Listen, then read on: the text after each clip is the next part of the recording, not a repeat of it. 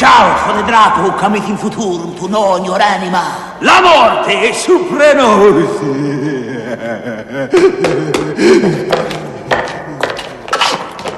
You contemplate l'Apocalypse, hein? Là-bas, nous avons il diavolo, hein?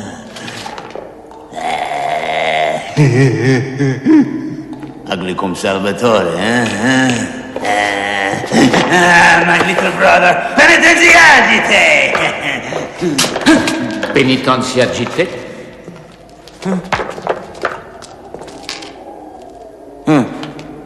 Ma io non dico Tu as dit penitenziagite. penitenziagite, je t'ai entendu.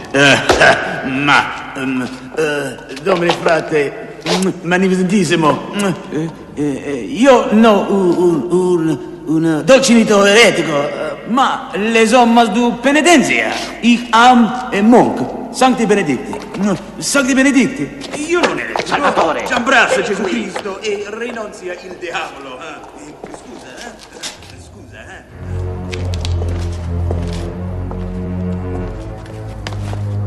Maître, quelle langue ce frère parlait-il? Toutes. Et aucune. Et quel était ce mot qui revient dans votre bouche à tous deux? Penitenziagite. Qu'est-ce que cela veut dire?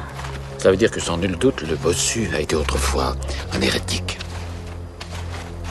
Penitenziagite était le cri de ralliement des Dulciniens. Les Dulciniens. Et qui étaient-ils, maître? Ceux qui croyaient en la pauvreté du Christ. Comme nous, franciscains. Mais ils ont aussi décrété que tout le monde devait être pauvre, alors ils ont massacré les riches. Tu sais, Azzo, il n'y a qu'un pas entre vision extatique et frénésie de péché. Et il est vite franchi. Mais alors, n'aurait-il pas pu tuer le traducteur? Non. Les évêques ventripotents et les prêtres fortunés étaient plus du goût des Dulciniens. Rarement les spécialistes d'Aristote. Mais quand même, tu as raison. Nous devons rester vigilants.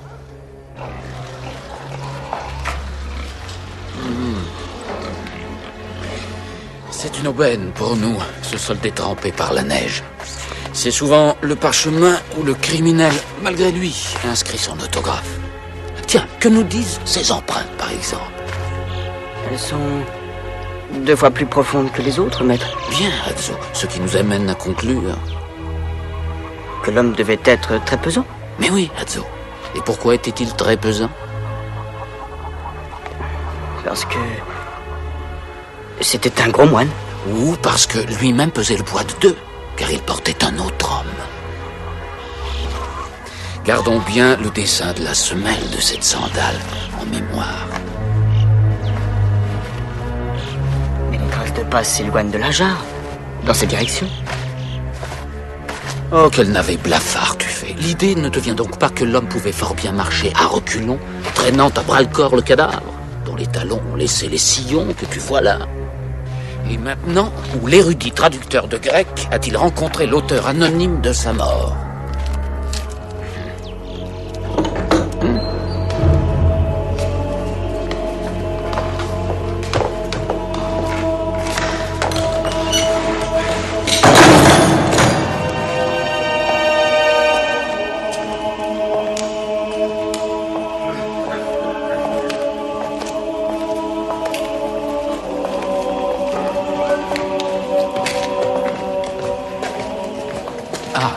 Bibliothécaire, peut-être nous permettriez-vous d'examiner le travail des 2 infortunés qui ont été si douloureusement rappelés à Dieu? Votre requête est bien inhabituelle. Les circonstances de leur mort le sont tout autant.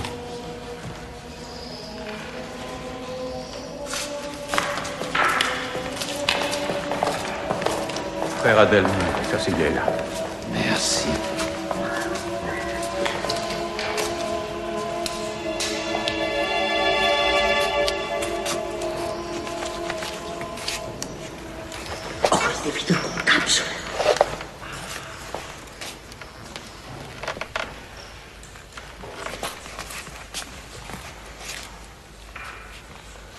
Un âne enseignant les Écritures aux évêques. Le pape en renard,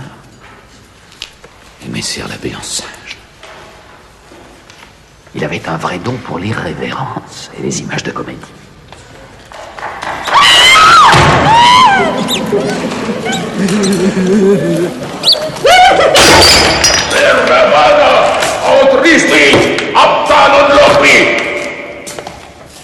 J'espère que mes paroles ne vous ont pas offensé, frère Guillaume. Et j'ai entendu rire et j'ai rappelé un des principes de notre règle. Certes, vous, franciscains, vous venez d'un ordre où la gaieté la plus inopportune est vue avec indulgence. Oui, c'est vrai. Saint François, parfois, ne répugnait pas à rire. Le rire est un souffle diabolique qui déforme les linéaments du visage et fait ressembler l'homme au singe. Mais le singe ne rit pas. Le rire est le propre de l'homme. Comme le péché. Le Christ n'a jamais ri. En sommes-nous si sûrs? Rien dans les Écritures n'établit que notre Seigneur ait ri. Rien dans les Écritures n'établit que notre Seigneur n'est pas ri. On sait que les saints eux-mêmes usaient de la comédie pour ridiculiser les ennemis de la foi. Par exemple, quand les païens mirent saint mort dans l'eau bouillante, celui-ci se plaignit que le bain était trop froid, le sultan y plongea les doigts, et c'est bouillante à la main. Un saint immergé dans un bain bouillant n'a pas de ces puérilités ridicules. Il retient ses cris et souffre pour la vérité. Pourtant, Aristote a consacré son second tome de la poétique à la comédie, et il en fait un instrument de vérité. Vous avez lu cet ouvrage? Non, bien sûr que non. Ce manuscrit a été perdu il y a des siècles. Non, c'est une erreur. Il n'a jamais été écrit. Parce que la Providence ne tolère pas que l'on glorifie des futilités. Non, là, je ne suis absolument pas... Assez! Cet abbaye est brisé de souffrance.